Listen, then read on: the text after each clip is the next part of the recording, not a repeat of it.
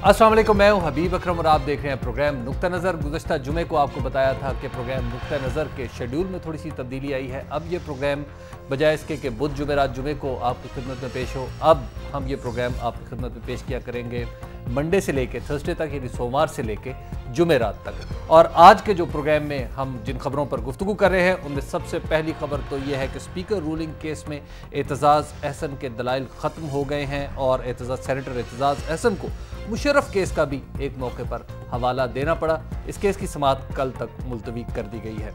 और load shedding के खिलाफ पंजाब भर में मुजाहरे हो रहे हैं और वजीर पानी और बिजली मान भी चुके हैं आज प्रेस कॉन्फ्रेंस में कि ग्रिड स्टेशन बंद कराने और चलाने में असर रसूख भी इस्तेमाल होता रहा है। और अहमद मुख्तार कहते हैं कि पंजाब में होने वाले मुजाहरे हुकूमत पंजाब की हमायत से हो रहे हैं।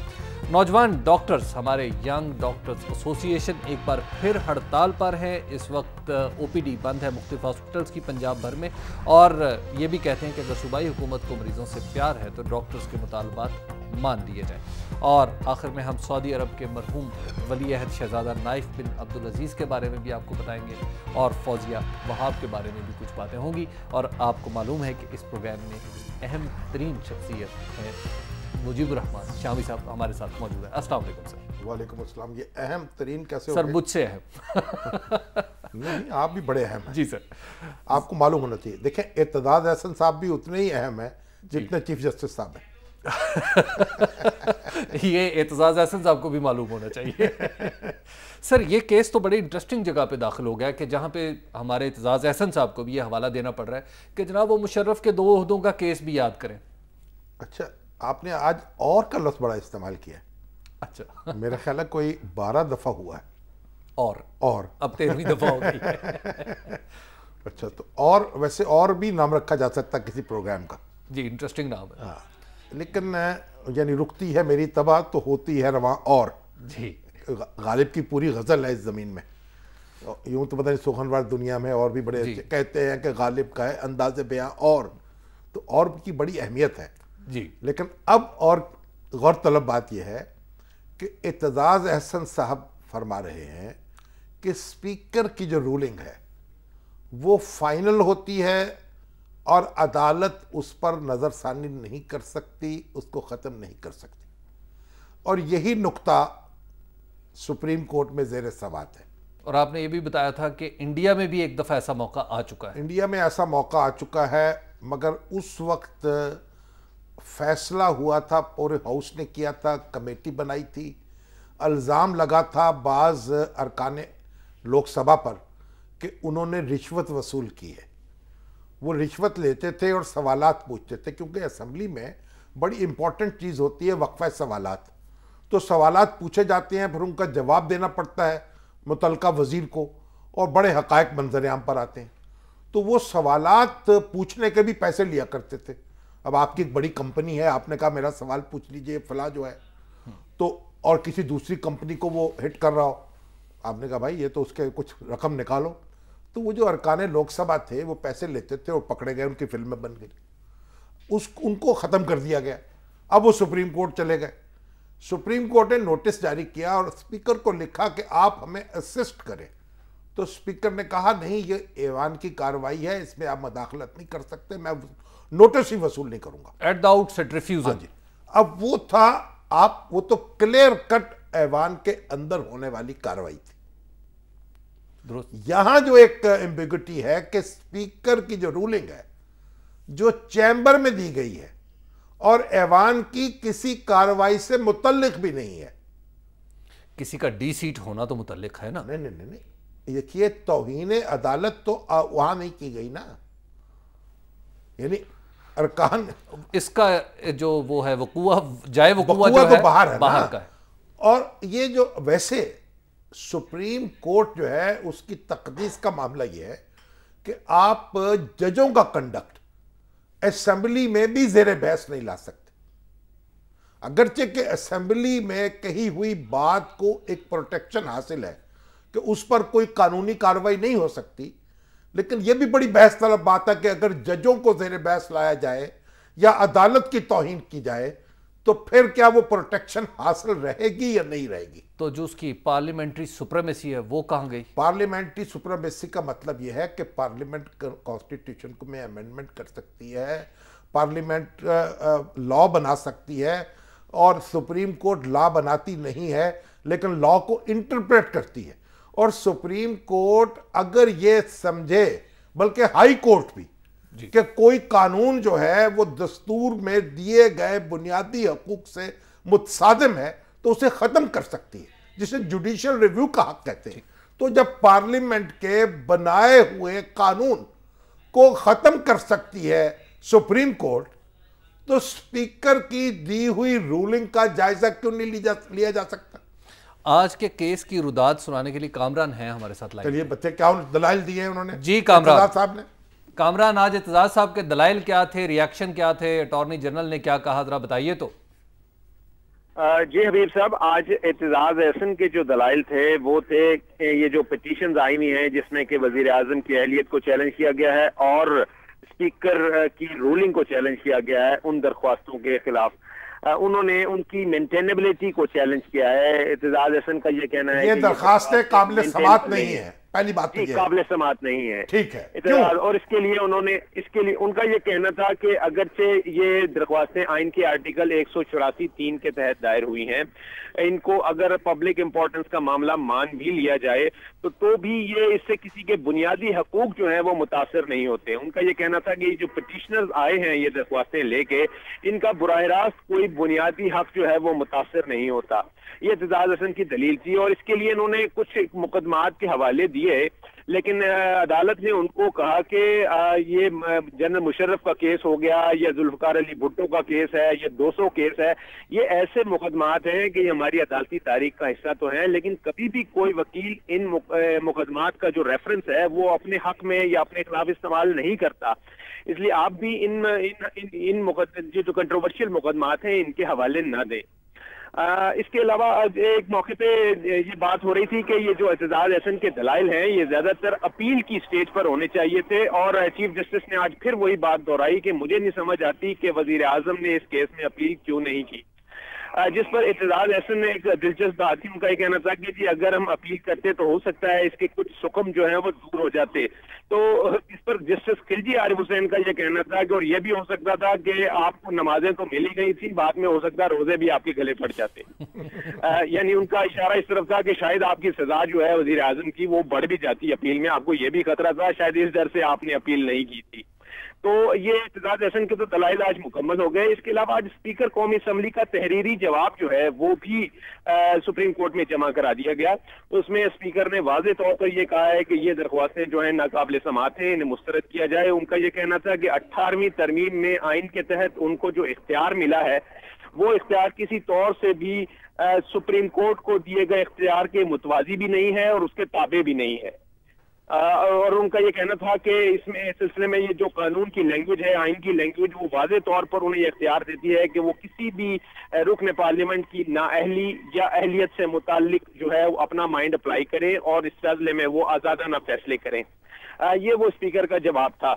और इसके अलावा आज अटॉर्नी जनरल ने भी दलाइल जो है वो दिए हैं और उनका यही कहना है कि उनका ये कहना था कि ये जो दरख्वास्तें हैं एतजाज एहसन के शरीक हैं वो इस बार ये बात कहने में तो काबिल समाअत नहीं है जो है मुस्तरद की जाए। अच्छा, क्यों? उनकी दलील क्या थी? जी अटॉर्नी जनरल ने बहुत सी बातें की थी। उनका एक तो ये कहना था कि जो 7 रुकनी लार्जर बेंच ने, उनका ये कहना था कि अपने जो दायरा कार है उससे तजावज किया है। उनका ये कहना था कि जिस पर अदालत का ये कहना था कि 7 रुकनी बेंच का जो फैसला है वो तो आपने चैलेंज ही नहीं किया। अगर ये दलील आपने देनी थी तो ये उस वक्त देते जब आप 7 रुकनी बेंच का फैसला चैलेंज करते और फिर अपील में जाकर ये दलाइल देते। अब इस मौके पर ये दलाइल देने का कोई फायदा नहीं है। ताहम अटॉर्नी जनरल के दलाइल अभी जारी हैं और कल उनको ये हिदायत की गई है कि कल 11 बजे तक वो अपने दलाइल मुकम्मल कर लें। और हो सकता है शामी साहब कल इस बारे में कोई या तो फैसला महफूज हो जाए या कोई अबूरी फैसला जो है वो सामने आ जाए। कल वाज़ेह तौर पर अबूरी फैसला नहीं, शॉर्ट ऑर्डर। जी शॉर्ट ऑर्डर। अच्छा, मतलब ये भी, मगर अभी तो वकील भी तो जवाबी दलाइल देंगे ना, जो दरखास्त गुजारों के वकील हैं। जी कह सकते हैं, उनको रिजॉइंडर का हक तो मिल सकता है, लेकिन जिस तरीके से कार्रवाई बढ़ रही थी एक मौके पे तो ऐसा लग रहा था कि शायद आज ही ये तमाम दलाइल जो हैं फरीकैन के मुकम्मल हो जाएंगे। लाहौर में तो यह अफवाह फैल गई थी कि फैसला लिखवाया जा रहा है। नहीं, अभी अभी अभी अटॉर्नी जनरल ने अपने दलाइल मुकम्मल करने हैं। कल शायद हम इस बात पे ये चीज जो है सामने आ सके कि कोई कोर्ट ऑर्डर जो है वो सामने आ जाए। जी बहुत शुक्रिया कामरान आपका। शाम साहब, बहुत ही इंटरेस्टिंग केस नहीं होगा कि? नहीं, बड़ा दिलचस्प केस है। देखिए कि स्पीकर की जो रूलिंग है उसको सुप्रीम कोर्ट रिव्यू कर सकती है या नहीं। अब दुनिया की तारीख से इसकी नज़ीर पेश करनी चाहिए थी, जो कोई काबिल ज़िक्र नज़ीर पेश नहीं हुई वकीलों की तरफ से, जो वज़ीर आज़म के वकील हैं। दूसरी बात यह है, वो क्या 100 रुपये में ऐसी वकालती होती है? पता नहीं, ये तो 100 रुपया तो पुराना केस का था ना। अच्छा। अब तो हो सकता है नया पैसा मिल गया। अच्छा, अपील के अलग पैसे होते हैं? अपील के अलग पैसे हों या वो भी ना लिए हों। लेकिन दूसरी बात मैं आपको ये अर्ज करूं कि वो ये कहते हैं कि ये काबिल समात नहीं है मुकदमा, मगर अपील उन्होंने नहीं की। शाम साहब, एक ब्रेक का वक्त हो गया। ब्रेक के बाद हम गुफ्तगू यहीं से आगे बढ़ाते हैं। आप देखते रहिए नुक्ता नज़र।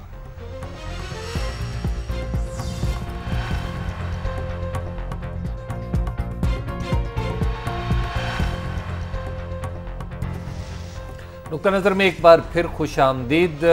बात हो रही थी स्पीकर रूलिंग केस में एतजाज़ हसन के दलाइल पर। शाम साहब, आज तो दलाइल उनके ख़त्म हो गए, फॉर्मली ख़त्म हो गए। देखिए, एक बड़ी बुनियादी बात इसमें देख लें कि कॉन्स्टिट्यूशन ने जो इंटरप्रिटेशन का हक जो है ना, वो स्पीकर कौमी असम्बली को नहीं दिया दस्तूर की, वो सुप्रीम कोर्ट को दिया है।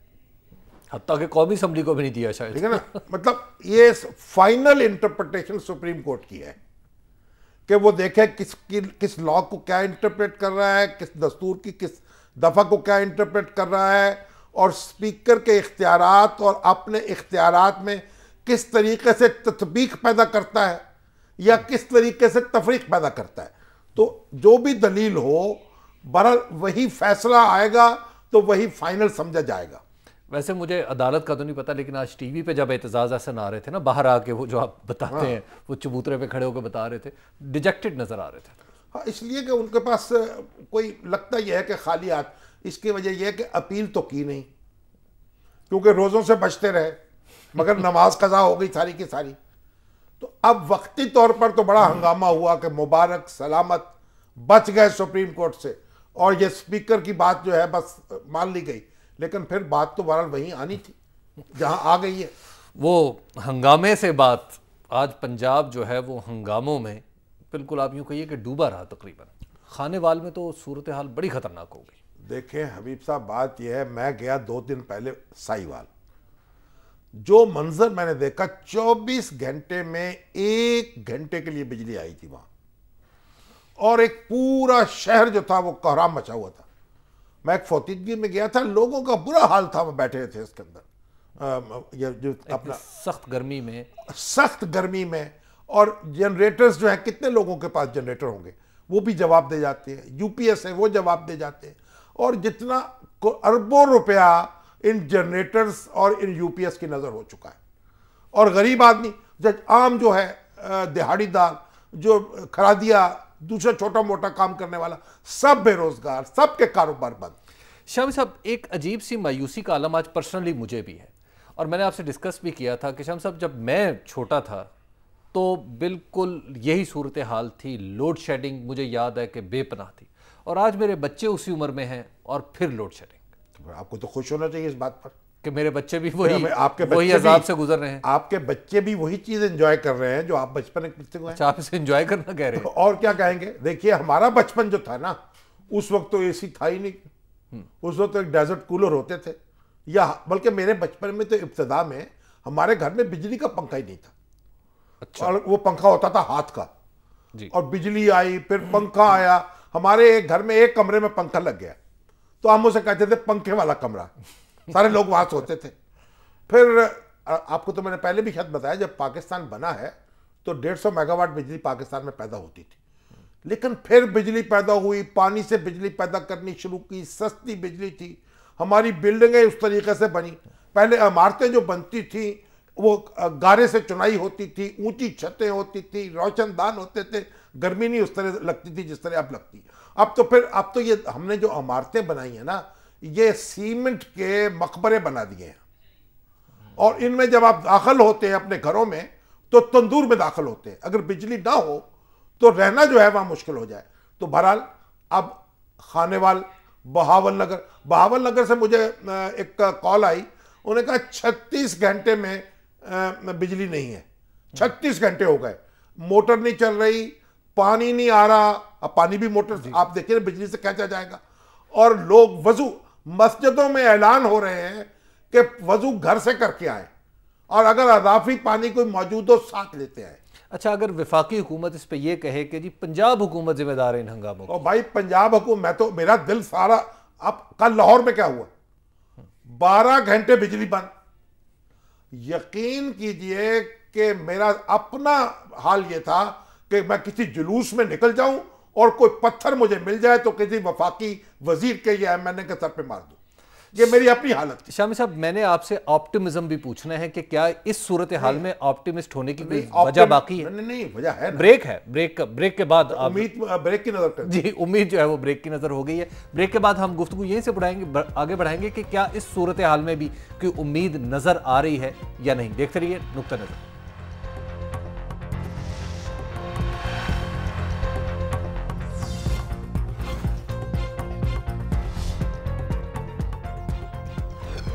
नुक्ता नज़र में एक बार फिर खुशामदीद गुफ्तगू हो रही थी लोड शेडिंग और मुजाहरों के हवाले से। शम्स साहब, एसडीओ के घर पर हमला देखिए, और एमएनएस के घर पर हमला, जो फिर वहां से फायरिंग, ये हमले कर रहे हैं ना जी, वो तो बहुत नादान है, या इंतहाई, मैं क्या कहूं उनको, मैंने लफ्ज रोक लिया है। देखिए, ये हमले करने से, तोड़ फोड़ करने से, नुकसान पहुंचाने से अमलाक को बिजली नहीं आएगी। आ जाती है शम्स साहब। आज उन्होंने 8 अरब रुपए दिए हैं, शायद 1-2 दिन सुकून रहेगा। कुछ वो तो चंद रोज के लिए आएगी ना। अच्छा, अब इसलिए लोगों को एहतजाज जरूर करना चाहिए, लेकिन अपनी अमलाक है ना भाई, अपने दफातर हैं, अपना पैसा लगा हुआ है, उसको आप तोड़ फोड़ दें, अपना नुकसान तो ना करे ना। लेकिन एक बात है, वफाकी हुकूमत, उसने बिजली का मामला जो है ये जमहूरियत को ले बैठेगा, ये आपके सिस्टम को ले बैठेगा। लोग जो हैं, लोग एसएमएस कर रहे हैं मुझे कि हाँ अब समझ आई है कि जमहूरियत बेहतरीन इंतकाम है। इसका मतलब क्या है? मायूसी। ये मायूसी दिखे ना, लोग भाई जब कोई सुन नहीं रहा, कुछ कर नहीं रहा, कुछ होता नजर नहीं आ रहा, गुस्सा आएगा। मायूसी नहीं हो रही, गुस्सा आ रहा है। और इसलिए मायूसी तो ना होती अगर कुछ करते हुए नजर आते, कुछ मसला हल हो रहा होता। ऐसा है नहीं, कोई गवर्नमेंट के ऊपर भी कोई दबाव नहीं, इसके एमएनएस नहीं बोल रहे, वो तो सारे बैठे हुए, उनको क्या है? अब आप देखें, महंगाई है, कोई परेशानी नहीं किसी को, जुलूस क्या निकल रहे हैं, चीफ जस्टिस के मसले में जुलूस निकल रहे हैं। जो लोग लीडर हैं उनका मसला ही नहीं है लोड शेडिंग, ना वजीर आजम का, ना सदर का, ना वजीरों का, ना एमएनएस का, ना हमारी एलिट का। तो फिर आप उम्मीद की किरण कहां से दिखाना चाह रहे थे? उम्मीद की किरण आप पता नहीं, आपको कहीं ना कहीं से दिखा देंगे। उम्मीद की किरण एफर्ट से बनेगी, एफर्ट करनी पड़ेगी, कोशिश, और मजबूर करना पड़ेगा इनको कि ये काम करें, और फिर लोगों को बताएं कि हम ये कर रहे हैं, इसका नतीजा ये निकलेगा। वरना ये बिजली जो है बहुत कुछ जला के राख कर देगी हमारा। अच्छा शामी साहब, एक तरफ बिजली, दूसरी तरफ डॉक्टर्स जो हैं, यंग डॉक्टर्स हमारे जी। अब वो देखिए, मैं समझने से कासिर हूं कि पंजाब हुकूमत से बार बार मुज़ाकरात होते हैं, चीजें तय होती हैं, फिर उन पर अमल क्यों नहीं होता?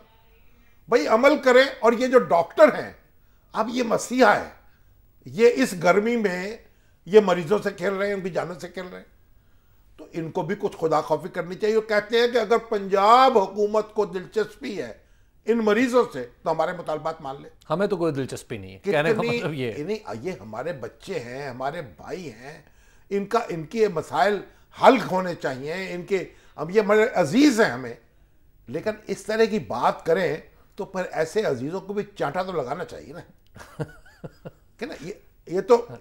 और ये उतना ही जरूरी है। इस तरह की सरदनच जो डॉक्टरों के ऑपरेशन करते हैं थोड़ा बहुत काट पीट देते हैं, तो इसी तरह इनकी भी कुछ काट पीट होनी चाहिए। इस तरह के लफ्ज ना मुंह से निकाले। बहरहाल पंजाब हुकूमत इस तरफ तवज्जो दे और जो मसाइल इनके हैं वो हल करे और जो मुतालबात मान लिए गए हैं उन पर अमल कर दे। डर ये ना कि ये बढ़ाते ना चले जाए। अल्लाह मालिक है, फिर और क्या हो सकता है, ऐसा ही होता है भाई जमहूरियत में। तो शाम साहब, सऊदी अरब के जो वली अहद शहजादा नाइफ इंटरनेशनल न्यूज़ बनी, बहुत बड़ी, अब तक खबरें आ रही हैं, मुसलसल आ रही हैं। वज़ीर आज़म भी शायद आज सऊदी अरब से वापस आ रहे हैं। नाइफ बिन अब्दुल अजीज जो है उनके वली अहद दूसरे वली अहद हैं जो 1 साल में फौत हुए। उससे पहले जो शहजादा सुल्तान थे वो वली अहद थे, कई बरस तक वो वजीर दिफा रहे, ये कई बरस तक वजीर दाखिला रहे और बड़ी मजबूत शख्सियत थे, पाकिस्तान के बड़े हामी थे, दोस्त थे। और अब इनको ये रुखसत हो गए बेचारे अपना कैंसर की वजह से। तो अब हमारे इस वक्त जो बादशाह अब्दुल्ला बिन अब्दुल अजीज हैं उनकी उम्र को 90 साल के करीब है, 1 साल का मोशायद। ठीक है। और उसके बाद अब ये जो सऊदी अरब में जो बादशाहत है, ये किंग अब्दुल अजीज के जो बेटे हैं उनमें से वली अहद होने हैं उनकी वसीयत के मुताबिक, उनके कायदे के मुताबिक। गोया एजिंग प्रॉब्लम अगले वली अहद के साथ भी वो भी होगा। अब मेरा ख्याल है बहुत जल्द वक्त आ जाएगा जब पोतों की तरफ जाना पड़ेगा। ठीक है। और लेकिन ये उनका अपना मसला है, हम तो उनकी मगफरत की दुआ कर सकते हैं, अल्लाह ताला उनकी मगफरत करे। और सऊदी अरब पाकिस्तान का एक ऐसा दोस्त मुल्क है जिसकी कोई मिसाल नहीं है। जितनी सऊदी अरब ने पाकिस्तान की हमायत की है, सपोर्ट की है, दुनिया में उस तरह से जब सपोर्ट है पाकिस्तान की वो किसी मुल्क ने नहीं की। और उसमें शहजादा नाइफ का भी एक किरदार, उनका भी किरदार है, शहजादा अब्दुल्ला का किरदार है, उनके बुजुर्गों का किरदार है। और आप देखिए हर मुल्क जो है इससे दोस्ती हमारी वो अपने अपने रंग की है। चीन की दोस्ती अपने रंग में है, तुर्की की दोस्ती अपने रंग में है, अमेरिका के मामलात अपनी तरह के हैं, लेकिन सऊदी अरब की दोस्ती एक और ही अपना तेवर रखती है। इसकी क्या रीजन है? ये कुछ ज्यादा हार्ट टू हार्ट रिलेशन लगता है जब भी हम सऊदी अरब पाकिस्तान की बात एक तो ये है कि उनको पाकिस्तान से मोहब्बत बहुत है, हमें पाकिस्तान से हमें सऊदी अरब से मोहब्बत है। वहाँ देखिए हरमैन शरीफैन वहाँ है, हमारा मरजा उमावा वहाँ है, हमारा यानी हमारा मलजा उमावा है, मरजा है, सब सऊदी अरब की तरफ हम देखते हैं। और जब भी कोई नाजुक वक्त आया है, आपको पता है जो एटमी धमाके हुए हैं जी, तो सऊदी अरब ने पाकिस्तान को तेल फराहम किया है, वगरना उस वक्त भी जो बहरान पैदा होता वो आज के बहरान से ज़्यादा शदीद होता। ठीक है। शाम साहब, फौजिया वहाब भी पाकिस्तान पीपल्स पार्टी की अहम रहनुमा, बल्कि नफ्स नातका। देखिए जो फौजिया वहाब थी, मुझे दिल मेरा जो है बुझ गया है उनके इंतकाल की खबर सुन के। वो बेचारी कई दिनों से अलील थी, मामूली सा ऑपरेशन था, वो ख़राब हो गया और इंटरनल ब्लीडिंग हुई और रुकी नहीं। वो 56 साल की उम्र थी और एक कारकुन के तौर पर निचली सतह से, बल्दिया की सतह से, म्यूनिसिपल कॉरपोरेशन की सतह से वो ऊपर उठी और स्ट्रगल करते करते, पार्टी की खिदमत करते करते इस मुकाम तक पहुंची कि MNA बनी। और फिर जनाब पीपल्स पार्टी की सेक्रेटरी इतलात हुई, शहरी रहमान जी बिल्कुल, जब इख्तदार के ऐवान से रुखसत हुई तो वो उसमें दाखिल हुई। फिर वो बेचारी रेमंड डेविस के मामले में उनको पीछे हटना पड़ा। बड़ी ब्लंट पोजीशन ले जाती थी ना, वो ब्लंट पोजीशन लेती थी। और एक देखिए एक सही कारकुन थी, सियासी कारकुन, और पीपल्स पार्टी का मुकदमा लड़ती थी, कभी इस टॉक शो में कभी उस टॉक शो में, और बड़ी मिलनसार और हकीकी सियासी कारकुन थी। अल्लाह ताला उनकी मग़फ़िरत करे। आखिरी दिनों में तो जरा पार्टी ने भी थोड़ा उनसे अवॉइड ही रखा हुआ नहीं, पार्टी ने ये ना उनसे सेक्रेटरीशिप वापस ले ली थी ना, और अवॉइड क्यों होना है, बाकी तो MNA तो थी। शाम साहब, एक वक्त हो गया ब्रेक का, और ब्रेक के बाद हम सवालात की तरफ जाएंगे। 042363680102 पर आप हमें कॉल भी कर सकते हैं, आपके सवालात होंगे और शामी साहब के जवाबात। आप देखते रहिए नुक्ता नज़र।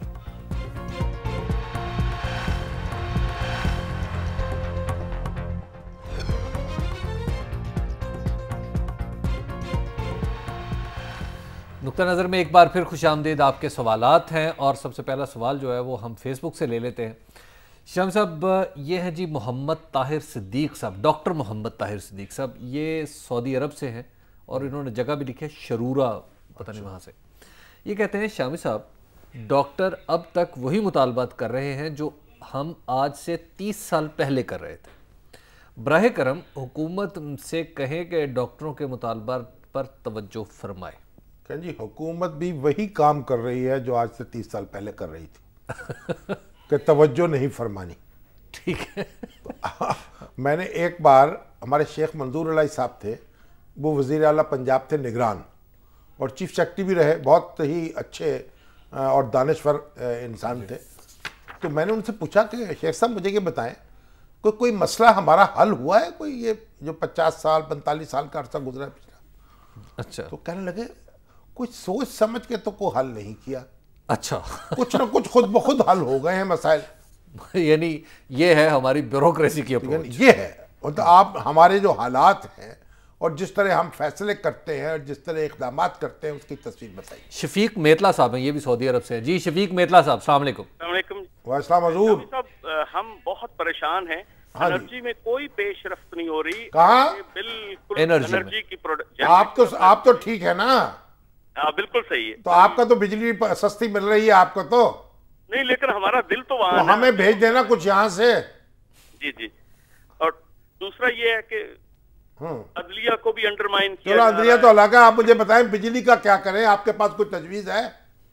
हमारे पास इतनी तजवीजें हैं, कुछ सुनने को लिए तैयार ही नहीं है। जल्दी से बताएं, कोई आसान तजवीज बताएं। चाइना ने शंघाई के बार मैं विजिट करके आया हूँ, रनिंग वाटर पे 100 से ज्यादा डैम्स बनाए हैं रनिंग वाटर पर। ठीक।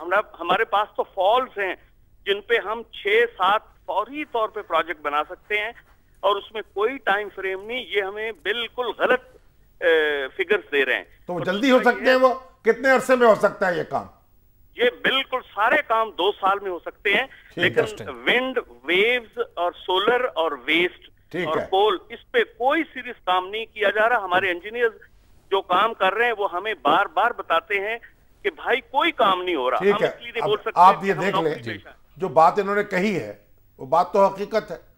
भाई आप बिजली पैदा करें, सूरज की रोशनी अल्लाह ने आपको दी है, गर्मी जो है सोलर एनर्जी पैदा करें, विंड से पैदा सिर्फ गर्मी पैदा करने के लिए रखा हुआ है। हाँ, गर्मी पैदा करने के लिए सारे काम रखे हैं, बिजली पैदा नहीं करनी। लेकिन सर वो समर मुबारकमंद तो लगे हुए हैं ना? पता है कहाँ लगे हुए यार, वो तो मुहिम्मा है समझने का, समझाने का। 4 वो साल कुछ बयान देते हैं, वो प्लानिंग कमीशन वाले कुछ बयान देते हैं, उनका कोई इंटरव्यू आता है, उनका कोई इंटरव्यू आता है। मैं तो समझने से कासिर हूं। यानी हम अगर यही मुहिम्मा हल नहीं कर सके तो और क्या करेंगे? नईम साहब है लाहौर से। जी अस्सलाम वालेकुम नईम साहब। वालेकुम अस्सलाम जनाब अली। जनाब अस्सलाम वालेकुम। मुजीबुर रहमान शामी साहब से मेरा सवाल है कि बराए मेहरबानी ये बताएं कि ये जो अदलिया के ऊपर इतना बड़ा वो आ रहा है इल्जाम या जो भी है, इसको कम अज कम किसी गैर जानबदार तरीके से कैसे उजागर किया जाए, बजाय इसके कि हम वो तो इल्जाम जो था वो धुल चुका। अब तो सुप्रीम कोर्ट ने मामला सुपुर्द कर दिया हुकूमत के, तो वो इल्जाम तो अब खत्म हो गया, अपनी मौत आप मर गया। राव आरिफ साहब है, खुशबुओं का शहर पेरिस। जी राव साहब। वो राव आरिफ साहब आ गए हैं। अस्सलाम वालेकुम। भाई पेरिस से कोई चीज खुशबू ही भिजवा दे कोई आपकी अपनी। शामी साहब मेरा बस चले तो मैं फ्रांस वो इनकलाब, यहाँ फ्रांस वाला इनकलाब। वाह वाह वाह वाह। तो इनकलाब लेके आप आ जाए फिर यहाँ। और इमाम ख़मीनी भी वहीं से इनकलाब लेके आए थे। बिल्कुल सर, बिल्कुल सर। अच्छा सर, सबसे पहले तो मैं मोहतरमा फौजिया वहाब के इंतकाल पर तज़ियत करता हूँ। अल्लाह ताला उनकी मग़फ़िरत करे, अल्लाह ताला उन्हें जन्नत फरदौस में अता फरमाए, आमीन। अच्छा सर, मैं गुजारिश करना चाहता हूँ कि जो हमारे राणा साहब जो है ना, जो राणा सनाउल्लाह साहब, चौधरी सनाउल्लाह साहब ने जो बयान दुनिया न्यूज के बारे में दिया है वो इंतहाई शर्मनाक है। और मैं चलिए वो तो नाक कट चुकी ना, अब उसका क्या इलाज है? बिल्कुल, बड़ी मेहरबानी आपकी नवाजिश। शफीक साहब है रावलपिंडी से। जी अस्सलाम वालेकुम शफीक साहब। वालेकुम सलाम। हाँ जी अच्छा सर, ये मैं दुनिया न्यूज से और शामी साहब की विसासत से एक सीएम साहब के हमारे कुछ मामलात हैं नौकरी के, हाँ जी, रोजगार के हवाले से। पंजाब गवर्नमेंट ने हमें माहौलियात महकमे में 3 महीने की सिर्फ मतलब नौकरी दी थी, तो अभी 3 महीने बाद लेटर दे दिए कि आप लोग फारिग हैं। चलिए अल्लाह करे कि जनाब आपकी बात सुन ली जाए और माहौल बेहतर हो जाए और आपको मुलाजमत जो है पक्की हो जाए आपकी। शम साहब, वैसे ये भी एक हमारी साइकी नहीं कि 3 महीने के लिए है तो अब मैं उसको 3 साल के लिए एक्सटेंड करूं या फिर मुस्तकिल रहूं? क्यों दी 3 महीने के लिए? लेकिन क्यों ली 3 महीने के लिए? क्या करें और क्या करें? जब 6 महीने की नहीं मिलेगी तो 3 महीने की लेंगे। गुलाम मुस्तफा साहब है इस्लामाबाद से। जी गुलाम, लोगों को इस तरफ भी तवज्जो देनी चाहिए कि कुछ अपने हाथ पांव हिलाने की तरफ भी जाए। छोटे छोटे कारोबार करें। बिल्कुल ठीक। अभी देखिए हसन निसार साहब कह रहे थे भाई मैं जब बेरोजगार था मैंने रेडी लगा ली थी, बड़ी बात है, देखिए ना, रेडी लगा ली थी और वो जनाब उस पर अपना दही बड़े बेचते थे। अच्छा, तो आप ये देखिए इसमें आर क्या है, हम घर पे बैठे रहे, कोई काम नहीं करना, मुलाजमत करनी है, तो भाई को हाथ पैर भी तो हिलाने चाहिए ना। ताहिर रिजवी साहब हैं, ये फेसबुक पे कहते हैं कि शामी साहब आप जैसे सीनियर जर्नलिस्ट का जो इस वक्त सहाफ़ियों के ऊपर उंगलियां उठ रही हैं, इसके हवाले से आप क्या ओपिनियन है और आप क्या किरदार अदा कर सकते हैं? ये जो उंगलियां उठ रही हैं पता नहीं है क्यों उठ रही हैं, मुझे तो इन उंगलियों की समझ में नहीं आती। ये तो मैं कभी बात करूंगा कल या परसों, अक्रॉस द बोर्ड उठ रही है। तो ये सहाफियों को ये जो नाम लगा रहे हैं, कुछ 17 आदमियों की लिस्ट भेज रहा है, कोई 18 की भेज रहा है, कोई ये करप्शन को वो करप्शन, में तो हैरान परेशान हूं। जो लोग जिनकी जिंदगियां उम्रें हमारे साथ गुजर गई हैं और पूरी अपने बेचारे कनात के साथ कफायत के साथ जिंदगी गुजर, ये काली भेड़ें हैं, वो 1 2 4 होंगी और क्या होंगी, बाकी सारी सफेद है। ओवैस रिजवानी साहब, इनका बड़ा इंटरेस्टिंग क्वेश्चन है। ये कहते हैं जी कि PMLN, PTI और जमात इस्लामी क्या मिलकर कोई ग्रैंड अलायंस बना रहे हैं? वो गालिबन वो खबर तो उड़ी हुई है, इस पर भी बहस करेंगे किसी दिन। ये एक फिक्रे में जवाब नहीं मिल सकता इसका, आप तवक्को रखें कल या परसों किसी वक्त इस पर बहस करेंगे तफसील के साथ। जी शाम साहब, हमारे प्रोग्राम का वक्त ख़त्म हुआ चाहता है और अब हम इंशाल्लाह जिस कल फिर आपकी खिदमत में हाजिर होंगे। और फिर जैसे मैं आपको एक दफ़ा फिर बता दूं कि अब हमारे प्रोग्राम का शेड्यूल है यानी सोमवार से लेके जुमेरात तक, मंडे, ट्यूसडे, वेंसडे, थर्सडे तक हम आपकी खिदमत पे 7 बजे इसी वक्त और इसी जगह से हम आपकी खिदमत में हाजिर। मंडे अगर समझ ना आए तो सोमवार, मंगल, बुध, जुमेरात तक हम आपकी खिदमत में रहा करेंगे। कल तक के लिए इजाज़त दीजिए, खुदा हाफिज़।